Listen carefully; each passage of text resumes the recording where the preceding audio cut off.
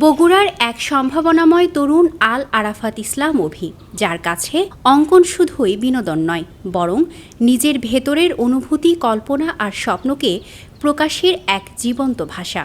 Karatoya multimedia school and কলেজের এই শিক্ষার্থী ছোটবেলা থেকেই আঁকাআঁকির প্রতি দেখিয়েছেন গভীর আগ্রহ, যা সময়ের সঙ্গে সঙ্গে আরও পরিপক্ক হয়ে উঠেছে। ছবি আঁকাটা তার নেহাতি শখের। ছোট থাকতে কাঠি দিয়ে মাটিতে আঁকিবুকি, পরে পেন্সিল দিয়ে কাগজে। শৈশবের সেই খাতার আঁকিবুকি আজ রূপ নিয়েছে নিখুঁত শিল্পকর্মে। অভির হাতের আঁচড়ে জীবন্ত হয়ে উঠেছে জাতীয় কবি কাজী নজরুল ইসলাম এবং বিশ্বকবি রবীন্দ্রনাথ ঠাকুরের প্রতিকৃতি। ভাইয়া, আমি অনেকক্ষণ ধরে আসলে দেখছিলাম যে আপনি খাতায় কিছু একটা লিখছেন অথবা আঁকছেন। কি করছেন আসলে এখানে? আসলে আমি একটা ছবি আঁকছিলাম, কামরুল হাসানের, আমাদের চিত্রশিল্পী। তো আসলে অবসর সময় পেলেই কি আপনি আঁকেন? হ্যাঁ, আমি অবসর সময় পেলে আঁকি। আর্ট আমার শখ, তো ও সেজন্য আমি অবসর সময়ে আঁকি। আচ্ছা, কি কি আঁকতে পারেন আপনি? আমি প্রকৃতির ছবি, পোর্ট্রেট প্রায় সবই আঁকতে পারি, যা দেখি তাই আঁকি। আচ্ছা, তো এই অঙ্কন শুরু কবে থেকে? এই অঙ্কন আমি ছোটোবেলা থেকে আঁকি, যখন আমি প্লেতে পড়তাম তখন থেকেই। আচ্ছা, তো যখন আপনি আসলে আঁকেন, এগুলো কি ফেসবুকে দেন? আপনার বন্ধুরা দেখে? হ্যাঁ, আমি মাঝে মধ্যে ফেসবুকে পোস্ট করি, আমার বন্ধুরা দেখে, ওরা কমেন্ট করে অনেক।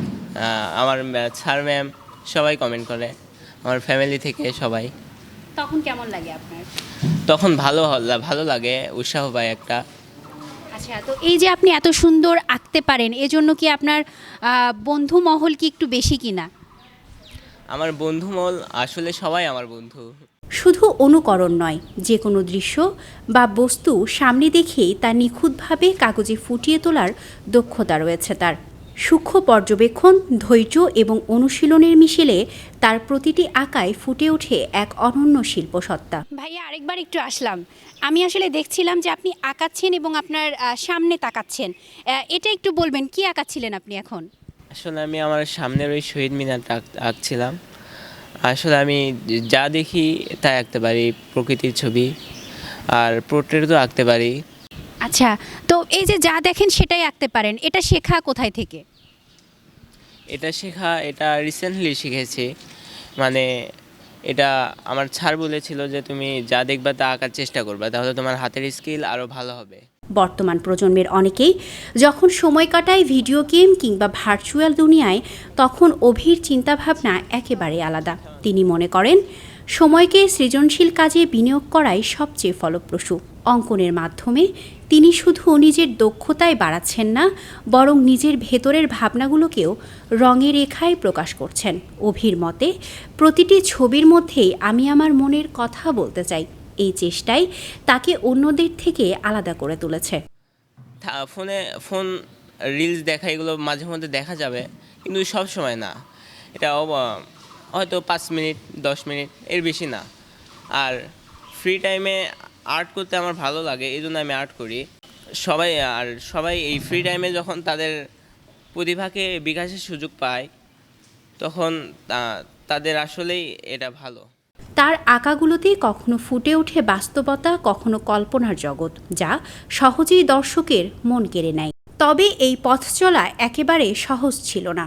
পড়াশোনার পাশাপাশি নিয়মিত সময় বের করে অঙ্কন চর্চা চালিয়ে যাওয়া, নতুন কিছু শেখার চেষ্টা, সব মিলিয়ে কঠোর পরিশ্রমের মধ্য দিয়েই নিজেকে গড়ে তুলেছেন তিনি। সেই সাথে ছিল স্কুল শিক্ষকদের অনুপ্রেরণা। আমি করতোয়া মাল্টিমিডিয়া স্কুল অ্যান্ড কলেজে পড়াশোনা করি।